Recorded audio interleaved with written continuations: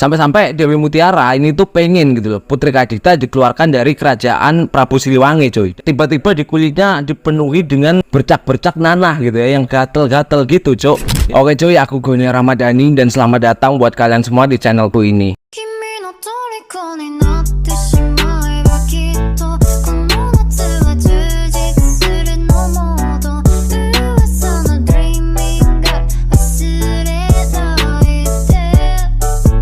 By the way, di channel ini kalian bakalan menonton video yang akan membahas tentang kisah horor, cerita teori konspirasi, dan hal-hal mistis gitu loh. Nah jadi kita nggak usah kebanyakan basa-basi lagi aja ya. Hari ini kita akan membahas tentang sejarah dan asal-usul Ratu Pantai Selatan gitu loh, atau biasa kita sebut dengan sebutan Nyi Roro Kidul.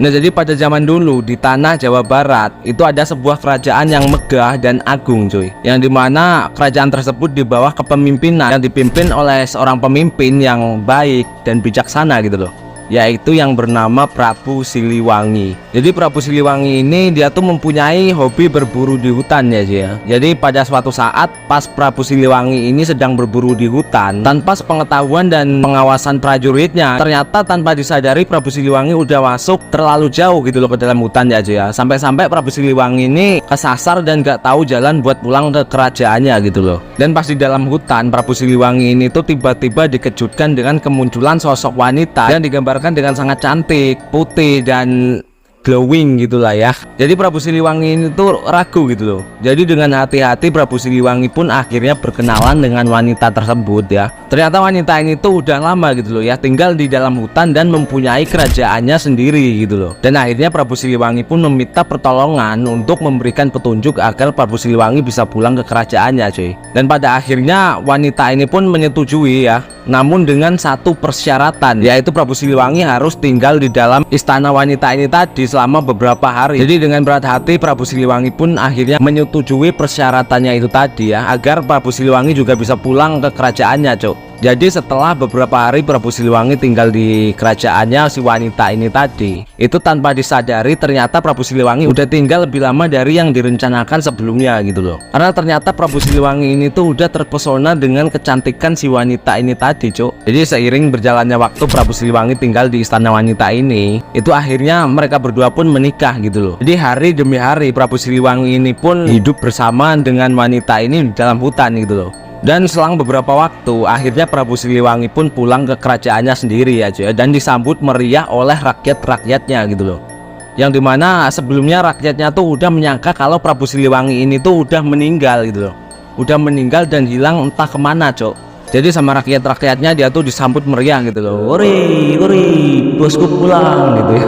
Waktu malam hari itu tuh ternyata tiba-tiba Prabu Siliwangi mendengar suara tangisan bayi di depan pintu kerajaannya cuy ya. Jadi Prabu Siliwangi pun akhirnya keluar ya dengan muka kebingungan sambil menggendong bayi tersebut.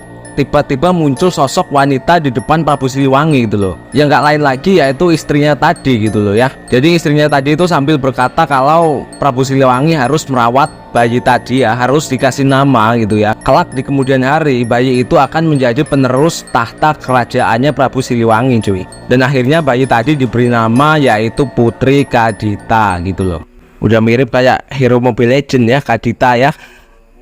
Berarti hero Mobile Legend tuh terinspirasi dari Nyi Roro Kidul cuy. Jadi singkat ceritanya beberapa tahun berlalu gitu kan ya, Putri Kadita ini tuh tumbuh menjadi putri yang sangat cantik, bijaksana, dan baik kepada rakyat-rakyatnya cuy. Namun yang sangat menyedihkan, dengan kecantikan Putri Kadita, Prabu Siliwangi ini tuh terkadang mengingatkan dengan sosok istrinya yang di dalam hutan cuy. Walaupun udah sering gitu loh ya Prabu Siliwangi mencari istrinya gitu ya, namun nggak ketemu cok, nihil hasilnya ya. Jadi dengan berat hati akhirnya Prabu Siliwangi pun meminta izin kepada Putri Kadita untuk menikah lagi gitu loh. Dan Putri Kadita pun menyetujuinya cuy. Dan singkat ceritanya Prabu Siliwangi pun menikahi putri dari seorang anak bangsawan di kerajaannya ya, yaitu bernama Dewi Mutiara cuy. Dan setelah beberapa bulan menikah ya, akhirnya Dewi Mutiara ini pun hamil gitu loh.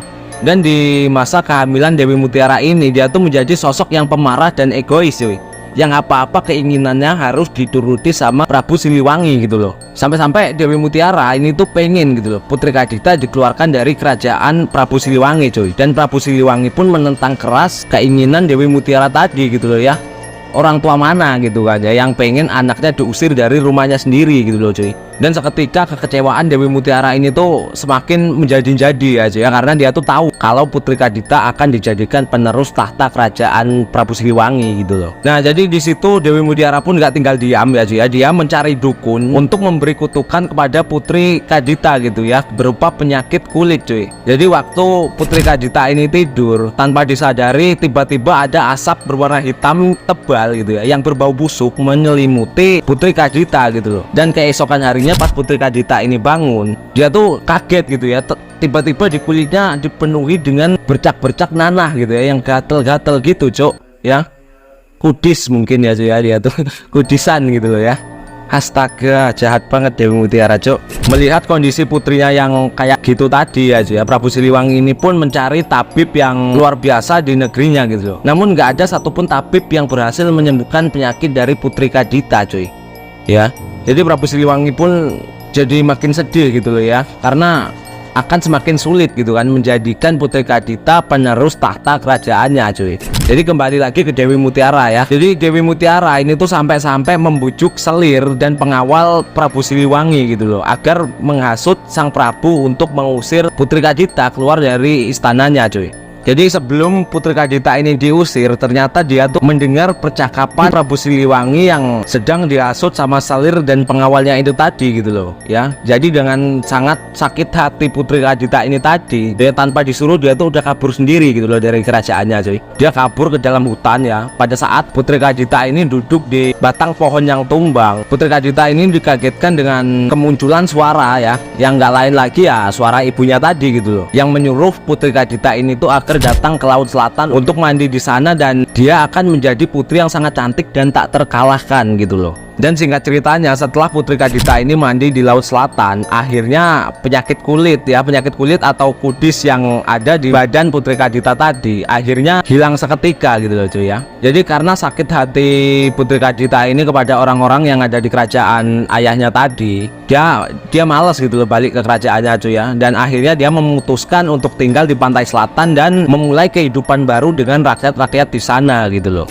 Edan ya, ceritanya cukup menyedihkan ya, tapi happy ending ya untungnya ya cuy ya. Nah jadi gimana gitu ya ceritanya ya, apakah bisa masuk di akal kalian atau enggak cuy ya? Kalau nggak bisa masuk di akal kalian, berarti kalian tuh bebal gitu loh orangnya ya. Nah jadi mungkin videonya segitu aja ya cuy ya. Like, comment, dan subscribe channel ini. See you next time and cheers.